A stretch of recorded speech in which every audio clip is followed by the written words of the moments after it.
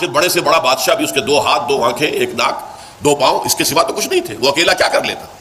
اکیلا چنا جو ہے وہ بھاڑ کو نہیں پھوڑ سکتا. لہذا اس کی حکومت قائم تھی اپنے نائبین سلطنت کی بنیاد پر، جاگیرداروں کی بنیاد پر، جو بھی اس کے منصبدار ہوتے تھے، 30,000 منصبدار، 50,000 منصبدار.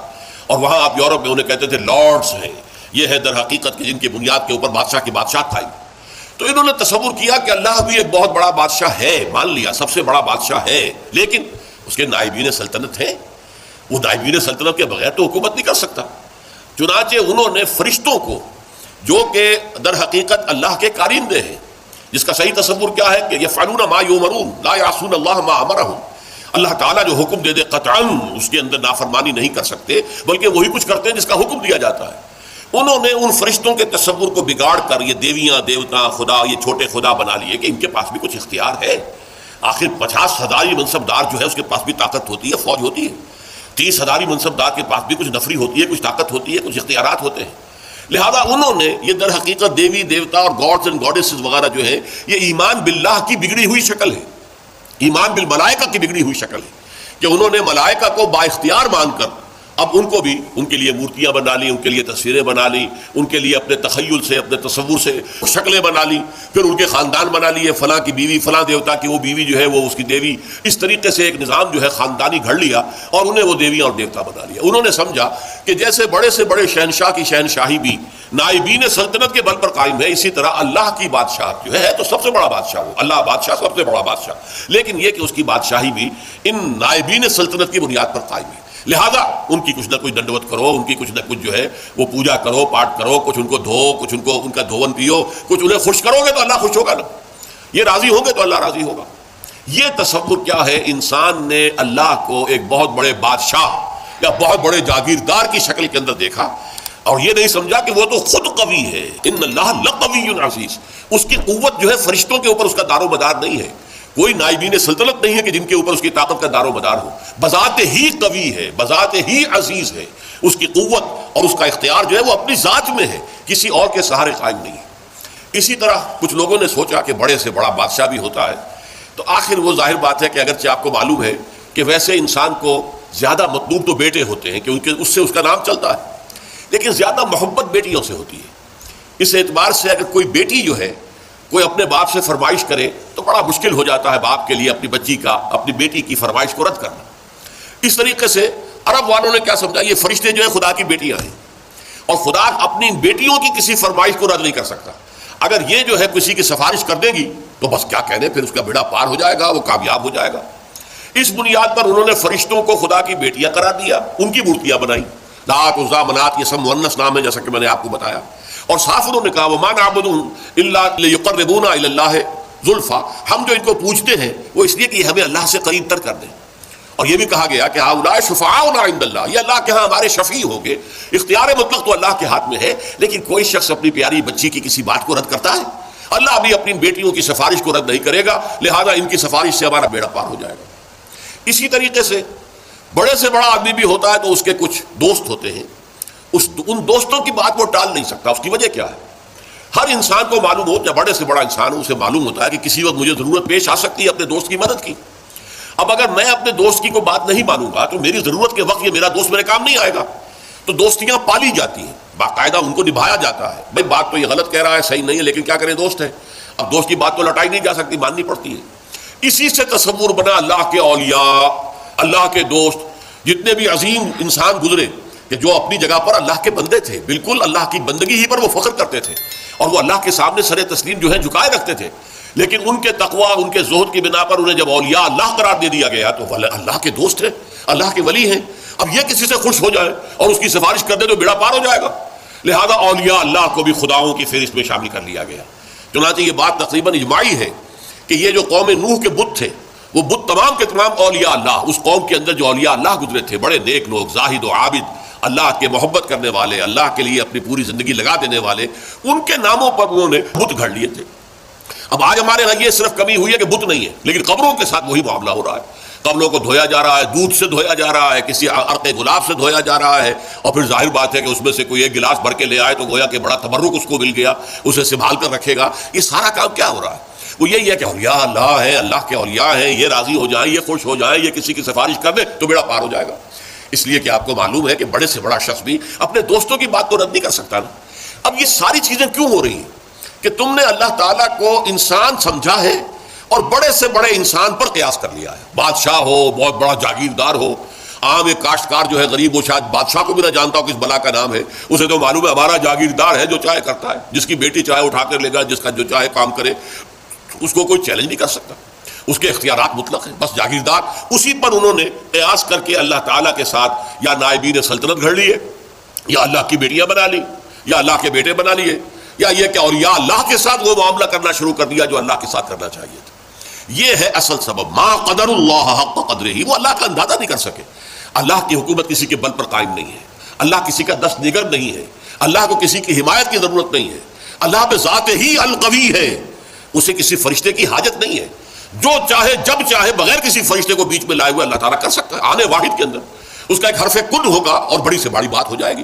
ہاں وہ چاہے تو فرشتے کو بھیج دے گا، جاؤ یہ کام اس طرح کر دو، لیکن نہیں، اس سے زیادہ حیثیت فرشتے کی نہیں ہے، وہ اللہ کے فرشتادے ہیں، اللہ کے کارکن ہیں، اس کے سوا کچھ نہیں۔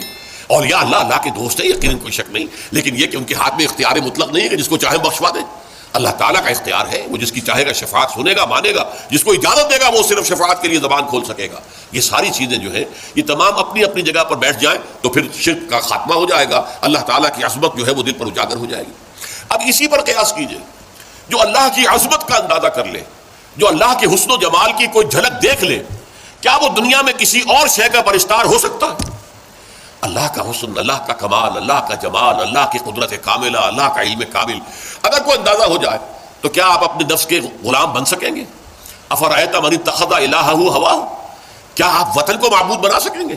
ان تازہ خداؤں میں بڑا سب سے وطن ہے، جو پیرہن اس کا ہے وہ مذہب کا کفن ہے۔ کیا آپ نیشنلزم کے بخار میں مبتلا ہو سکیں گے؟ کیسے ممکن ہے؟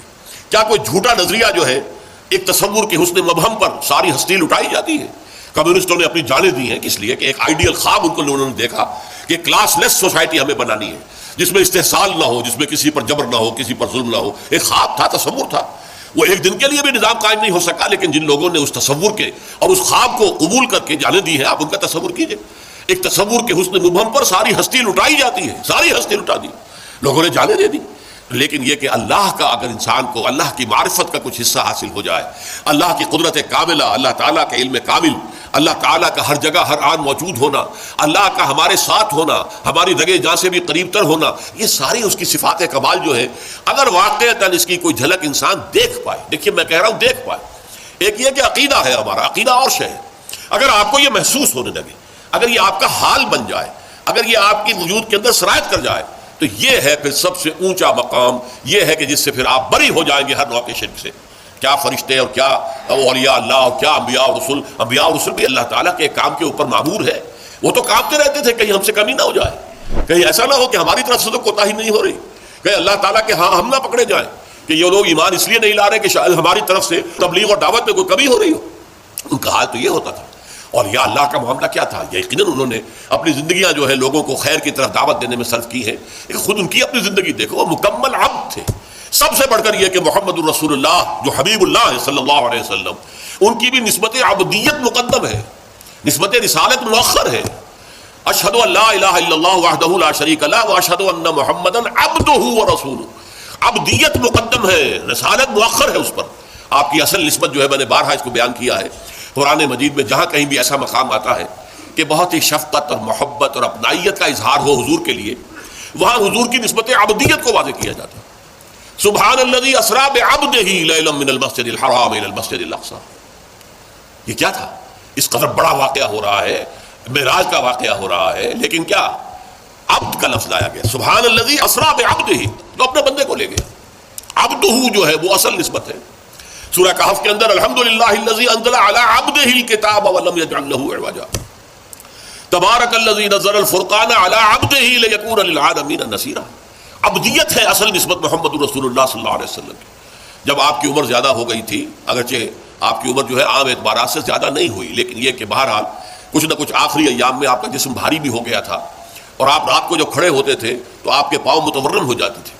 اس پر یہ ہے کہ کچھ لوگوں نے کہا آپ اپنے کو کیوں اتنی مشقت جھیل رہے ہیں، کیوں آپ اتنی تکلیف جھیل رہے ہیں؟ آپ کے تو اللہ تعالیٰ اول تو آپ کے گناہ کا کوئی سوال ہی نہیں، کوئی خطا کسی درجے میں اگر کوئی ہوئی بھی ہو تو اللہ تعالیٰ آپ کے اگلے پچھلے تمام خطائیں معاف کر چکا ہے.